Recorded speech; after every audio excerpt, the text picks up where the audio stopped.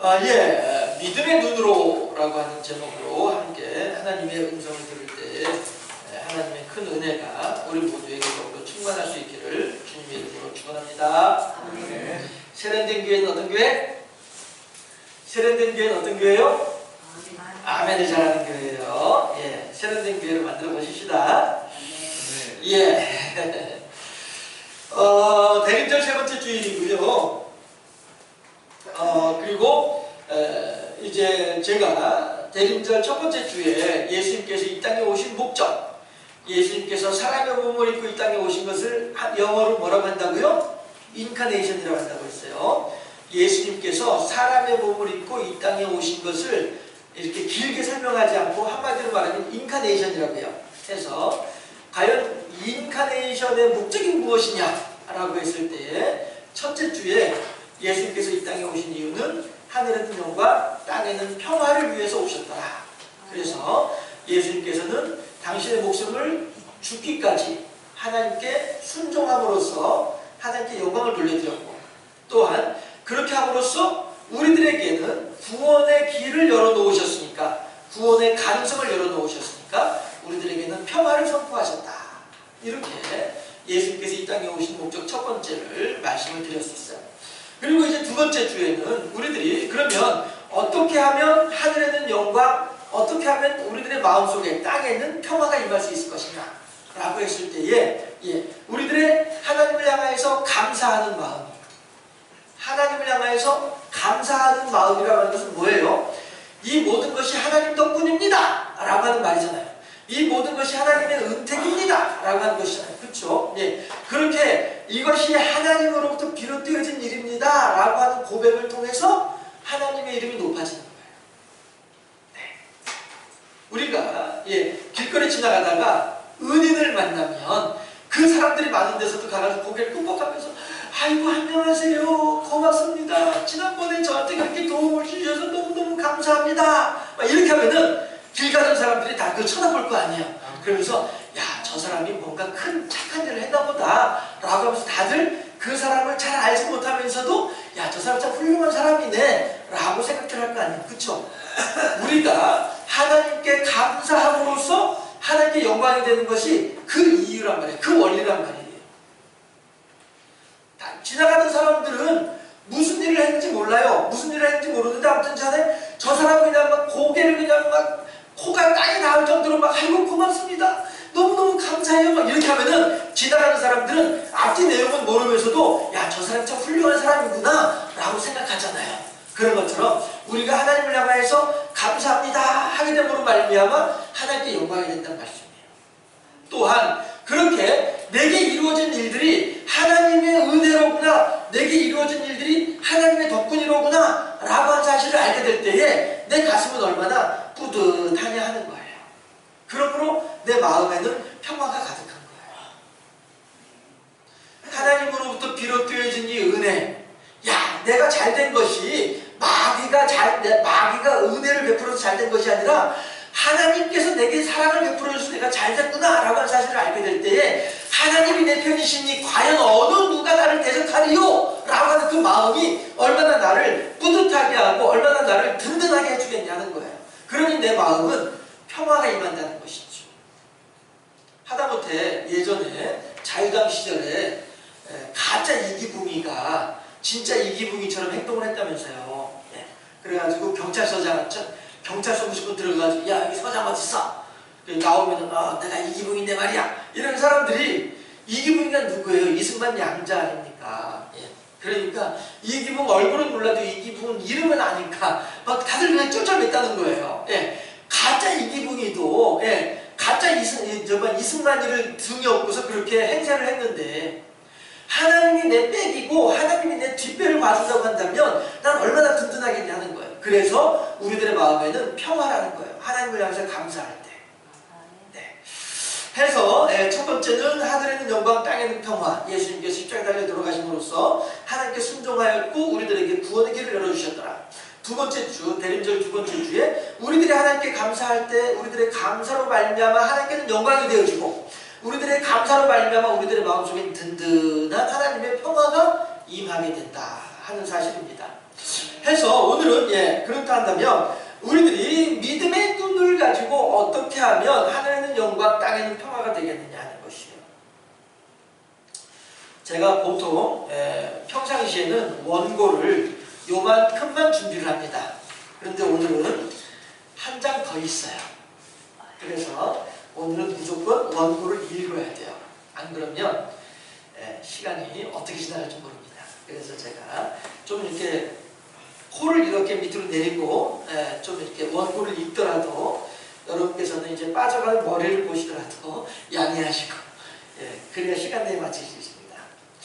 읽겠습니다. 제가 준비한 원고임에서도 불구하고 읽어야만 합니다. 그래야 3초포로 빠지지 않고 시간 내에 마칠 수 있습니다. 오늘은 대림절 셋째 주일입니다. 스바냐의 말씀을 통해서 하나님의 은혜에 충만한 시간이 될 수 있기를 주님의 이름으로 축원합니다. 스바냐는 이스라엘 사람들이 포로기라고 했죠. 아수르에 의해서 북이스라엘이 남유다에 의해서 바벨론에 의해서 남유다가 망하면서 북이스라엘 사람들은 다 이제 흩어져 버리고 말았지만 남유다 사람들은 바벨론에 포로로 붙잡혀 갔다가 많은 사람들이 다시 예루살렘으로 돌아왔어요. 이 사람들을 귀환 백성이라고도 하고요, 포로기 이후라고도 표현을 해요. 그래서 이 포로기를 거치고서 가나안 땅으로 예루살렘으로 이스라엘로 다시 되돌아온 사람들을 대상으로 하나님의 말씀을 선포한 사람이 스바냐라고 하는 선지자입니다. 그래서 스바냐가 선포한 말씀의 주제는 뭐냐면 하나님은 언제나 사람이 행복해지기를 원하신다라고 하는 것을 스바냐는, 또 스바냐 말고도 여러 선지자들은 선포를 했었습니다. 이것은 마치 부모가 자식의 행복을 위해서 수고하고 애쓰기를 마다하지 않는 것과 마찬가지예요. 여러분들도 열심히 일을 하셨던 이유가 뭡니까? 자식들하고 먹고 살기 위해서였다는 것 아니겠어요? 그렇죠? 그런 것처럼 하나님께서도 부모가 자식을 위해서 수고하고 애쓰는 것을 마다하지 않는 것처럼 하나님께서도 우리들이 행복해지기를 바라시는 마음을 가지고 계신다는 거예요. 문제는 뭐냐 하면 자녀가 그런 부모의 마음을 얼마나 헤아리고 있느냐 하는 거예요. 부모의 마음을 잘 아는 아이들은 부모의 뜻에 합당하게 효자 효녀로 그렇게 성장을 하게 될 것입니다. 하지만 부모가 나를 얼마나 사랑하는지를 알지 못하면 도리어 부모에게 큰 걱정이나 끼치는 그러한 자녀가 될 수밖에 없다고 하는 사실입니다. 우리 신앙인들이 하나님을 향한 신앙도 마찬가지예요. 하나님의 마음을 잘 헤아리는 신앙인이라고 한다면 그만큼 하나님을 사랑하면서 하나님께 순종하면서 하나님과 더불어서 행복한 인생을 살 수 있을 것입니다. 그렇지만 하나님께서 나의 부모이신 것에 대해서 믿지 못해, 인정할 수 없어, 하나님이 내 부모면 대체 나한테 이런 일이 생기는 거야, 아예 그건 목사니까 그렇게 말하는 거지 난 저는 믿어지지 않아, 이런 사람들이라고 한다면은 그만큼 하나님께서 베풀어 주시는 은택을, 사랑을 이해하고 받아들이기가 어렵게 되겠죠. 그러나 부모는 자녀가 아무리 엉망진창으로 산다 할지라도 그를 향한 사랑의 마음을 거두지 않는 것이 부모입니다. 자식은 부모를 미워할지언정 부모는 자식을 미워하지 않잖아요. 그렇죠? 그런 것처럼 하나님도 우리들이 신앙생활을 잘하고 못하고를 떠나서 우리가 열심히 기도할 때나 열심히 예배드릴 때나는 물론 사랑하시겠지만은 우리가 하나님을 믿지 못하고 우리가 하나님 뜻에 거슬러서 도리어 죄를 범하고 세상으로 나간다 할지라도 하나님은 우리들을 향한 사랑을 거두지 아니하시는 분이 하나님이시다 하는 거죠. 안 믿어지시나요? 혹이라도 혹이라도 안 믿어지는 분이 계시다고 한다고 해도 어쩔 수 없습니다. 왜냐하면 이것은 사실이니까요. 이 세상에 시커먼 먹장구름이 드리워져가지고 온 세상이 컴컴하다 할 때에 태양이 없다! 라고 말을 하는 사람이 있다고 하면 그 사람은 얼마나 어리석은 사람이에요. 먹장구름 너머에는 태양은 분명히 있거든요. 우리 눈에 보이지 않는다 할지라도 태양이 분명히 있는 것처럼 하나님의 나를 향한 사랑에 대해서 믿지 못하겠다 하는 사람은요, 믿지 못하는 상태로 그냥 있을 수밖에 없어요. 어쩔 수 없습니다. 내가 믿고 안 믿고를 떠나서 하나님은 나를 사랑하고 계십니다. 할렐루야. 포로기를 마치고 행복을 소망하면서 힘겹게 고향으로 돌아온 이스라엘 사람들이에요. 그 먼 길을 어렵게 먼 길을 걸어서 고향으로 왔다는 것이죠. 그리고 또 바벨론에서는 약 70년 가까이 50년 이상 살고 있었기 때문에 이미 삶의 터전이 다 갖추어져 있었어요. 그런데 그런 것들을 다 포기하고 내다버리고서는 다 이제 포기하고서 고향으로 온 거란 말이에요. 그래서 예루살렘으로 왔는데 와 보니 이스라엘 사람들의 눈앞에 펼쳐진 예루살렘의 모습은 낙담하기 딱 맞는 모습이었습니다. 왜냐하면 우리가 읽지는 않았습니다만은 그 앞에 2장에 보게 되면은 어떤 내용이 나오느냐면은 이 예루살렘이 얼마나 황폐하게 됐는지, 예루살렘이 얼마나 사람이 안 사는 그러한 곳이 됐는지 실황의 보금자리가 됐더라 이런 말이 나와요. 실황이 뭡니까? 한마디로 말하면은 들짐승들이에요. 들짐승들. 들짐승들이 예루살렘에서 보금자리를 만들고 살아가고 있더라 하는 것입니다. 그런데 여러분들, 우리가 솔로몬이나 다윗이나 솔로몬이 있을 때에는요, 이 예루살렘이라고 하는 것이 얼마나 화려한 도시였던지 말이죠. 여기 경주가 그랬잖아요. 그렇죠? 지금은 뭐 경주가 이 한국에 있는 도시 가운데 별로 이렇게 높은 순위를 차지하는 도시는 아닐 것이라고 생각이 되어지지만요. 이 경주라고 하는 동네가 신라시대 때에는 국제 도시였단 말씀이죠. 해서 저 간포항에 아라비아 사람들, 지금 중동에 있는 간포항에 아라비아 사람들이 배를 대요. 그리고서 저 황룡사지 있는 그쪽으로 해가지고 여기까지 이제 그 입실로 해가지고 일이 들어오는 거예요. 그래서 입실이, 제가 여러분들 그 말씀 드렸잖아요. 읍사무소, 읍장, 외동 읍장이 이제 선출되고 난 뒤에 이제 저한테 인사를 하러 왔더라고요. 뭐 저 때문에 인사를 하러 왔겠어요? 교회 보고서 뭐 있죠? 와가지고서 이런저런 얘기하면서 입실이 집에 들어간다라고 하는 의미의 입실이래요. 그런데 왜 집에 들어간다라는 의미가 되냐면은 이 경주 이쪽 지역에 다 이제 기와지붕이, 기와 처마가 계속 이어져가지고 마치 모든 게 다 이렇게 집 안에, 지붕 안에 있는 것 같이 여겨지는 그런 상황이었다는 것이죠. 그러니까 예를 들면은 재래시장에, 예전에 재래시장만 비 오고 이랬잖아요. 그런데 지금 다 뚜껑 덮어가지고 비 안 오잖아요. 이런 개념으로 보시면 될 것 같아요. 하도 지붕이 많으니까 길을 걸어가면서도 비를 맞지 않고 길을 지나다닐 수 있으니까 집에 들어온 것과 같은 느낌이었더라라고 해서, 그래서 입실이라는 것이죠. 이 신라 때 경주를 36방으로 나누어서 구획을 나누어 가지고 다스렸다라고 하는 거죠. 그런데 그 36방 가운데 저 입실이 가장 마지막에 있는 방이었대요. 그래서 말방이에요.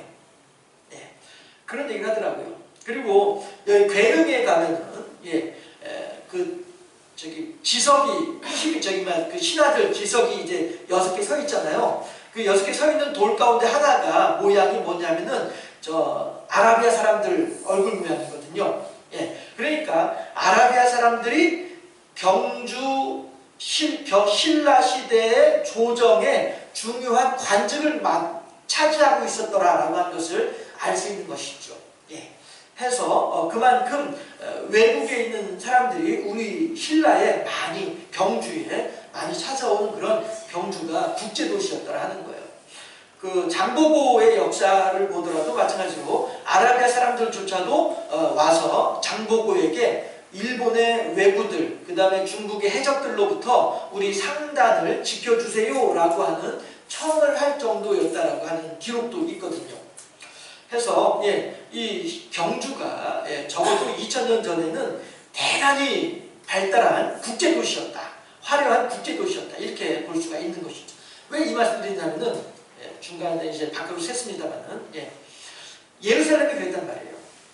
예루살렘이 그렇게 화려하게 그지없는 국제도시였었음에도 불구하고 포로기를 거치면서 완전히 무너지고 만 거예요. 무너져서 어떻게 돼요? 실황의 보금자리가 될 정도로 무너진 거예요. 여러분들 본래 짐승하고 사람하고는요, 지금은 짐승들이 사람을 피해 도망다니게 마련이죠. 그렇죠? 우리가 그것은 당연한 것으로 알고 있습니다만은 창세기 에덴 동산의 역사를 보면은요, 사람들은요 짐승을 다스렸고요, 짐승들은 사람의 구원 위에 복종을 했었어요. 왜? 하나님께서 사람에게 주신 능력이 그거였잖아요. 생육하고 번성하여 땅을 충만하라고 말씀하시면서 또한 너희들은 이 마음으로, 이 능력으로 천하 만물을 다스리라 라고 했단 말이에요. 다스릴 때에, 다스리는 것은 아담과 하와가 짐승들을 다스리는 것은 짐승을 잡아먹으려고 다스리는 것이 아니에요. 사람이 생육하고 번성할 땅에 충만한 것처럼 짐승들도 생육하고 번성할 땅에 충만할 수 있도록 해주기 위해서 그들을 돌보아주려고 다스렸던 거란 말이에요. 그래서 그때에는 짐승들하고 사람들하고 사이가 되게 좋았었어요. 마치 지금 우리가 애완견, 또 애완동물들 기르는 거 있잖아요. 그렇죠? 예. 그랬을 때 그 애완동물들이 그 주인을 좋아하고 따르는 것 똑같은 원리의 이치예요. 그런데 언제부터 짐승들하고 사람들의 사이가 멀어졌느냐? 사람들이 에덴 동산에서의 권세를 잃어버리고 에덴 동산을 나왔을 때에 그때 하나님께서 뭐라고 말씀하세요? 아담과 하와에게 육식을 허락하노라 했단 말이에요. 육식이 뭐예요? 다른 짐승 잡아먹는 거죠. 남의 고기 먹는 게 육식이잖아요. 그렇죠? 지금 우리들은 육식을 하지 않으면 살 수가 없어요. 왜? 영양분이 부족하기 때문에. 그러니까 에덴 동산에 나오고 난 뒤부터 사람과 짐승들과의 관계는 서로 잡아먹으려고 하고 잡아먹히지 않기 위해서 도망다니는 관계가 됐단 말이에요. 그래서 지금은 짐승들하고 우리들의 관계가 멀어질 수밖에 없는 거예요. 예루살렘이 실황의 보금자리가 됐다는 것은 그만큼 사람이 살지 않게 되는 땅이 됐다라고 하는 의미가 되는 거란 말이죠.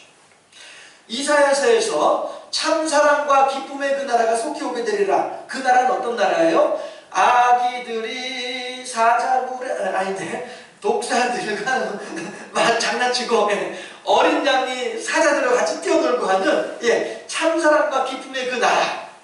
이때에는 서로 죽고 죽이는 일도 없는 나라. 이 나라가 속히 오게 될 것이다. 하나님께서 우리들에게 원하시는 궁극의 나라는 그런 나라예요. 지금은 우리가 아직 미완의 세상을 살고 있기 때문에 여전히 지금은 짐승들이 사람을 무서워하고 사람을 떠나갈 수밖에 없는 이런 상황이지만은요, 이 온 세상이 하나님의 법칙이 통용되어지는 새로운 에덴 동산, 새하늘과 새 땅이 펼쳐지게 되면은 그때 사람과 짐승들이 서로 사이좋게 지내는 그런 때가 올 거예요. 에덴 동산에서 그 모습을 보여주고 있고 이사야서에서 그런 모습들을 우리들에게 얘기해주고 있다는 말씀이죠. 해서 지금은 어쨌든 우리들이 짐승과 사람들은 서로 멀어질 수밖에 없는 그러한 관계인 것은 분명합니다만은 예수님께서 제가 즐겨 암송하는 성경 구절 요한복음 10장 10절에서 내가 온 것은 양으로 생명을 얻게 하고 더욱더 풍성히 얻게 하리라 라고 말씀하신단 말이에요. 예수님께서 오신 것은 우리들에게 생육하고 번성하여 땅에 충만할 수 있도록 하기 위한 마치 에덴 동산에서 아담과 하와가 짐승들을 돌봐주던 것과 같은 그런 마음가짐으로 예수님께서 이 땅에 오셨단 말씀이에요. 그렇지만 예수님께서 그 말씀을 하실 때에 그 앞에 어떤 말씀을 하세요? 마귀가 오는 것은 죽이고 멸망시키는 것밖에 없다는 거예요. 다시 말해서 지금 현재 이 세상을 살아가면서 우리들은 짐승을 향하여서는 짐승을 죽이고 멸망시키고 있잖아요. 소고기, 돼지고기, 닭고기, 토끼고기, 어떤 사람들은 개고기도 먹고 어떤 사람들은 고양이 고기도 먹고 뱀고기도 먹고, 전 뱀고기 못 먹어봤어요. 어떤 사람들은 덫을 놔가지고 꽁도 잡아먹기도 하고 아무튼 간에 온갖 먹을 수 있는 건 다 먹으려고 하는 사람들이 지금 사람들이란 말이죠. 마귀가 오는 것은 죽이고 멸망시키는 것밖에 없다고 했단 말씀이에요. 다시 말해서 우리들은 지금 현재 짐승들을 향하여서는 마치 마귀가 우리들을 향해서 하는 것과 똑같은 모습으로 우리들도 지금 짐승들을 향해서 하고 있다는 말씀이에요. 그런데 이러한 우리들을 향해서 소망이 되는 것은 뭐냐면은 예수님께서 그 뒤에 하신 말씀이 우리들한테 소망이 되는 것이죠. 내가 온 것은, 예수님께서 이 땅에 오신 이유는 양으로 생명을 얻게 하고 더 풍성히 얻게 하랍니다. 우리들로 하여금 예수님께서 우리들을 양으로 삼으시고 우리들을 당신의 양으로 삼으시고 우리들의 생명을 더욱더 풍성하게 얻을 수 있도록 우리가 더욱더 행복하게 지내고 우리가 더욱더 안락하게 지내고 우리가 더욱더 편안하게 지낼 수 있도록 해주기 위해서 예수님께서 오셨다는 거예요. 결국 이럴 때는 아멘 하셔야 되는 건데, 네? 이럴 때는 아멘 하셔야 되는데, 네.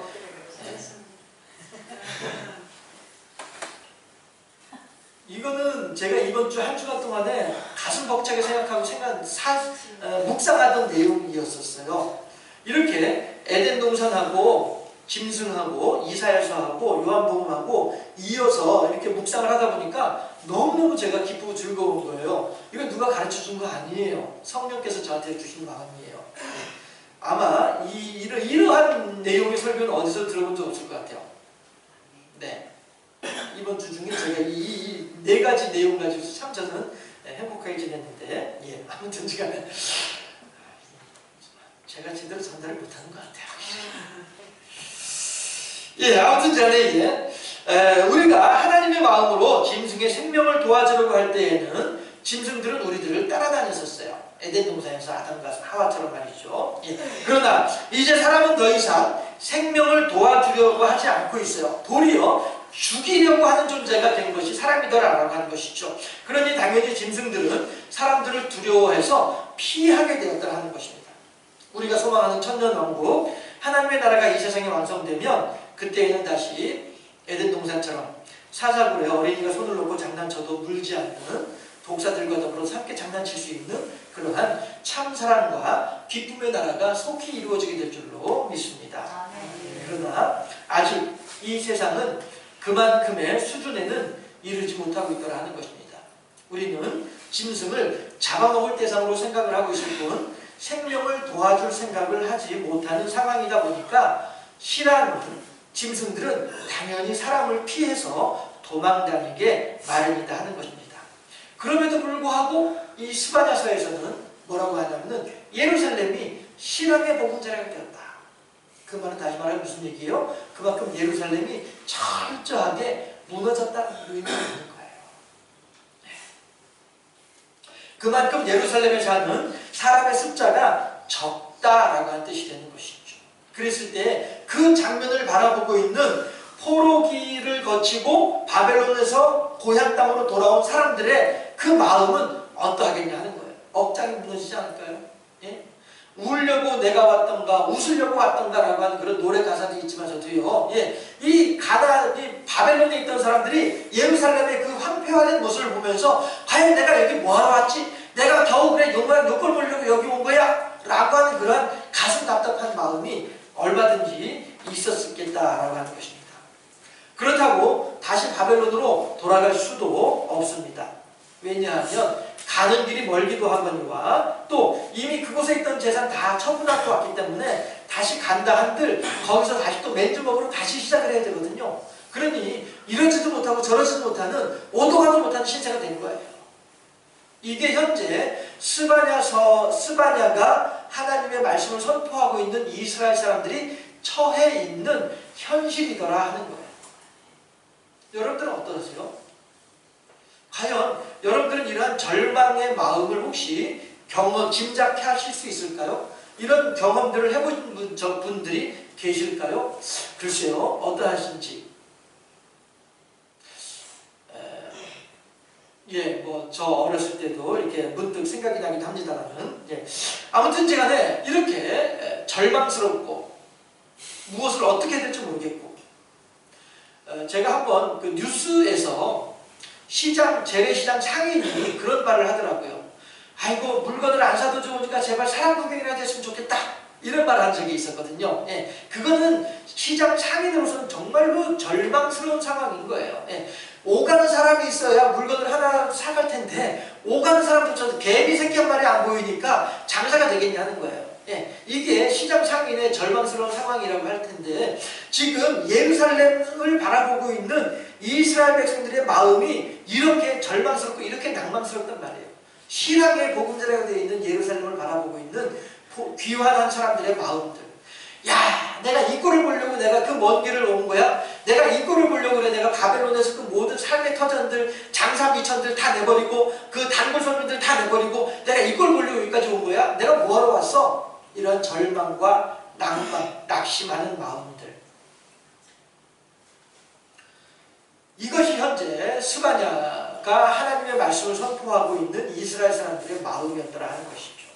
이 마음을 여러분께서 잘 헤아려 주시기를 바랍니다. 우리 교회를 걱정해 주신 분들을 가끔 만나게 돼요. 네. 그러면 그분들은 요즘 어때요? 라고 말씀을 하세요.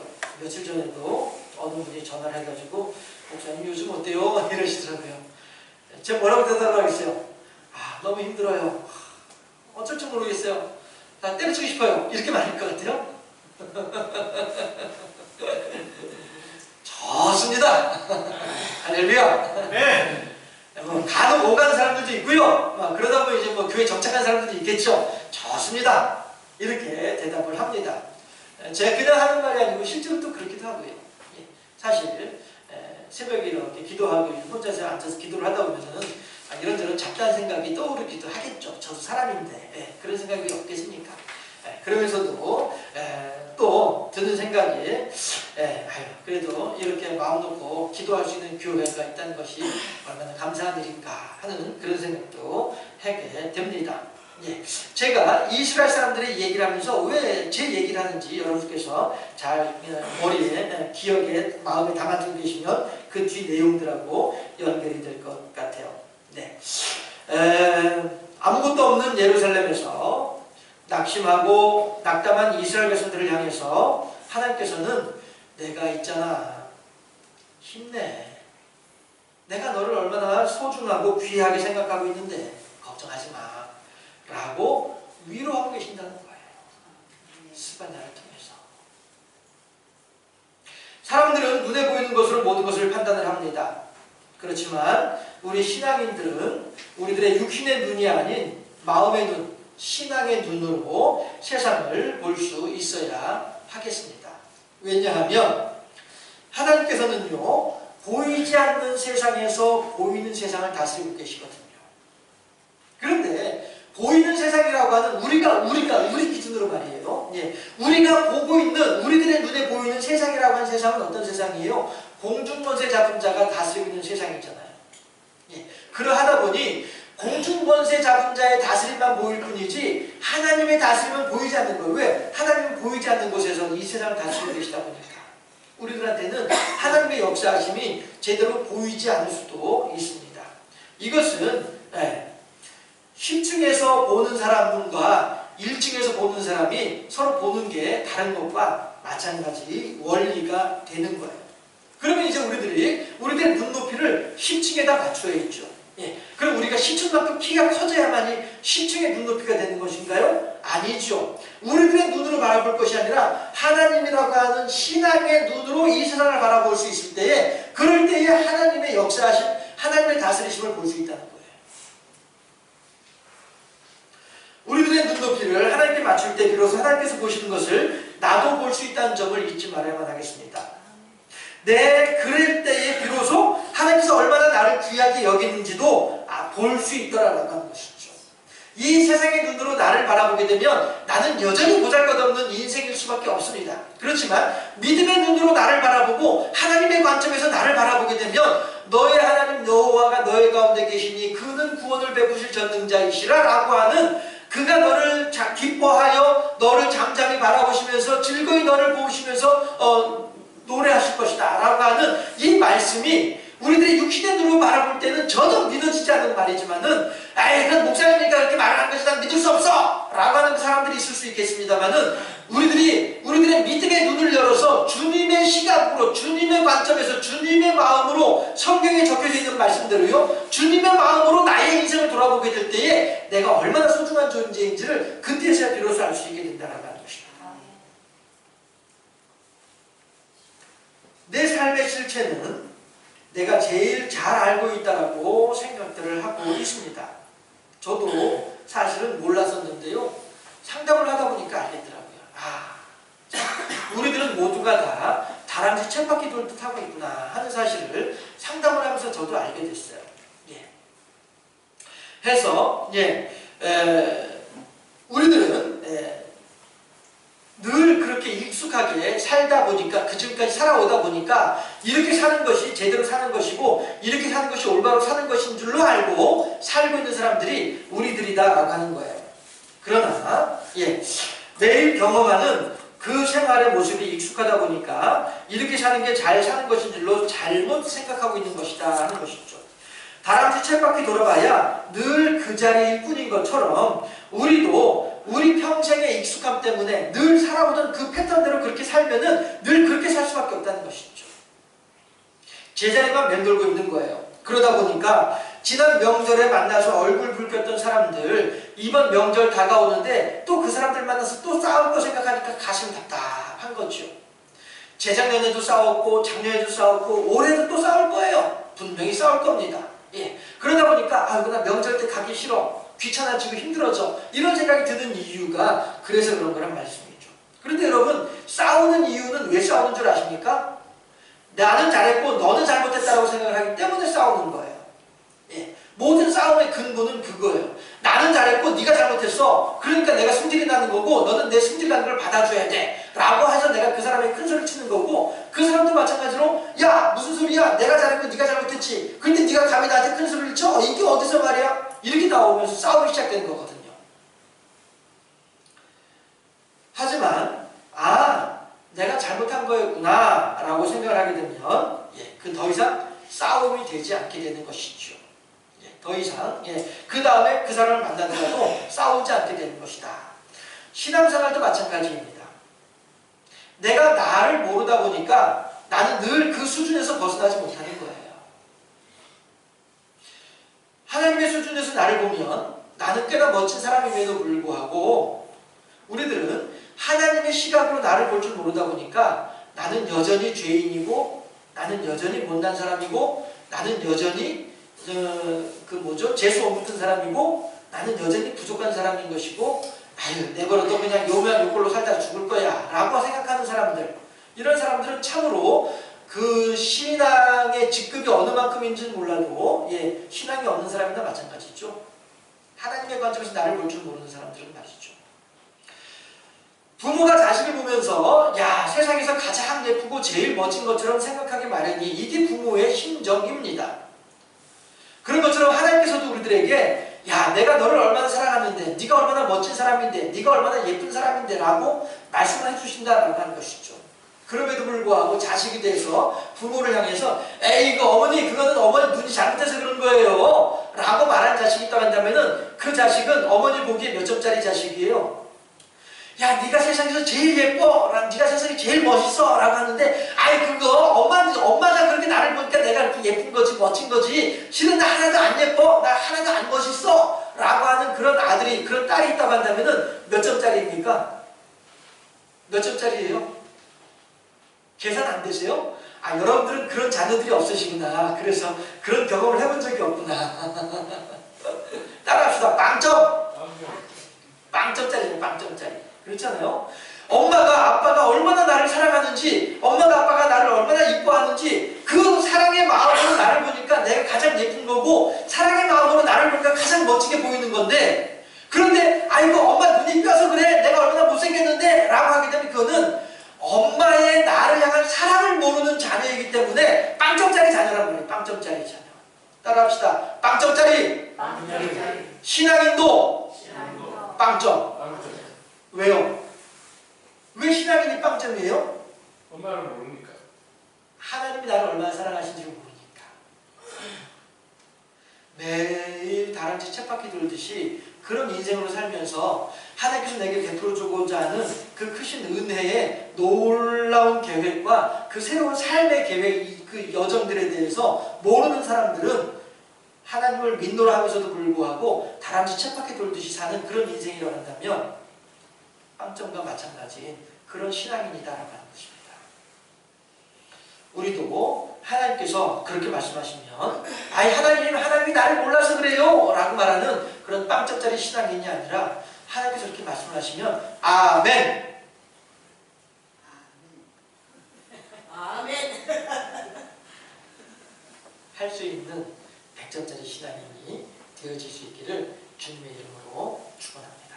아멘. 수많은 이스라엘 백성들을 향해서 외치기를 비록 여러분 이 예루살렘이 신앙의 보금자리가 될 정도로 우리들이 철저하게 하나님으로부터 징계를 받았습니다. 그렇지만 그것은 하나님께서 우리들을 미워서 징계하신 것이 아니라 하나님께서 우리가 미워서 예루살렘을 이렇게 황폐하게 만들었던 것이 결코 아니라 우리로 하여금 새로운 생활을 통하여서 새로운 환경을 통하여서 하나님이 얼마나 우리들을 사랑하시는지 여러분들로 하여금 깨달아 알기를 바라시는 하나님의 사랑의 마음인 줄로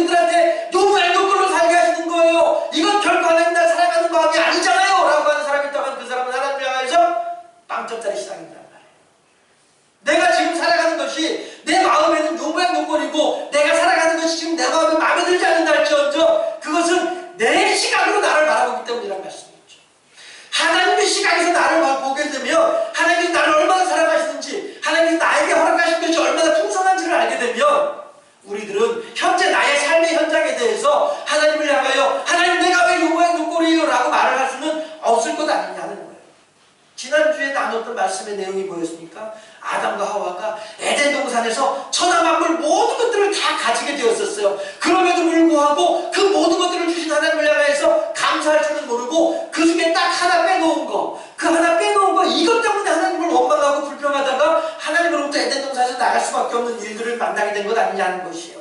우리들도 마찬가지로 하나님께서 내게 허락하신 것이 얼마나 많은데 그 많은 것들은 다 잊어버리고 지금 현재 내게 없다고 생각되는 거, 현재 내게 부족하다고 여겨지는 거, 그거에만 관심을 가지면서 하나님 내가 이것도 없고 저것도 없고 그것도 없는데 내가 무슨 하나님부터 사랑받는 사람입니까? 난 하나님께 사랑받지 못해요. 나는 하나님의 사랑을 알지 못해요. 하나님 그런 말 하지 마세요. 나 사랑하지 않잖아.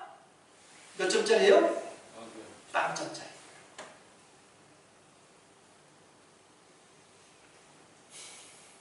스바냐가 이스라엘 백성들을 향하여서 간곡하게 외치는 것처럼 우리 모두는 하나님의 그 크신 은혜와 사랑을 마음속에 깊이 생각하시면서 여러분들, 하나님께서는요 우리들에게 그냥 이렇게 이 모양 요꼴로 살라고 하나님께서 우리들에게 이 세상에 살도록 하신 하나님은 결코 아니라는 거예요. 대림절 기간 중에 예수님께서 이 땅에 오신 이유와 목적을 다시 한번 마음에 깊이 새기시면서 이스라엘 백성들을 위로하신 하나님, 제가 이 말씀을 전하면서 왜 이렇게 인상을 쓰고 소리를 지르는지 제가 갑자기 이상해지는데요. 저 스스로가 이 사랑의 마음을 전달하면서 내가 왜 이렇게 흥분을 하고 있지? 생각이 좀 되어지긴 하는데요. 아무튼 하나님의 사랑하시는 경주생명샘 교회 여러분의 눈으로 하나님을 보지 마시고 하나님의 관점에서 여러분을 바라보심으로써 하나님의 크신 사랑을 마음 깊은 곳에서부터 경험하여서 생명을 얻게 하고 더 풍성히 얻게 하려는 하나님의 지극한 사랑으로 인해서 마음 깊은 곳에서부터 하나님께 감사하며 그 사랑으로 인해 행복한 인생을 살아가는 우리 모두가 될 수 있기를